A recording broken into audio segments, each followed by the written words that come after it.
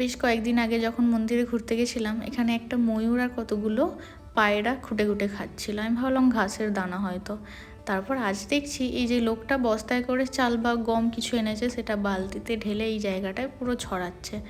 আমি বলছি তাহলে তো সেই দিন এইগুলোই ওরা খাচ্ছিল, আর তখন দেখেছেন এইখানে ঘাসই ছিল না, আর এখন প্রচুর ঘাস হয়ে গেছে। আর যেখানটায় খেতে দিচ্ছে ওখানটা কোনো ঘাস নেই, ওখানটা পুরো পরিষ্কার। আর এই যে সামনে একটা ছোট্ট লাল গোলাপ হয়ে আছে, এটাকেও তুলবো। তার আগে দাঁড়ান, ওই যে ওখানে কি দিল ওটা দেখে আসি।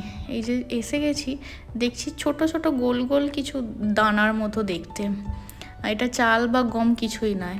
এই যে হাতে করে তুলে আপনাদেরকে দেখাচ্ছি, এটা দেখে চিনতে পারেন নাকি অবশ্য আপনারা কিন্তু জানাবেন। এই যে ছোট্ট ছোট্ট দানা। এখন কিন্তু পাখি নেই, পাখিরা সব বাসায় চলে গেছে যে যার। কালকে সকালে এখানে অনেক পাখি আসবে। আর ওই যে ফুলটা দেখালাম তখন, এটাকে তুলে নিয়েছি, আর এটাকে আমি ঘরে নিয়ে যাব। বেশ সুন্দর একটা ছোট্ট লাল গোলাপ।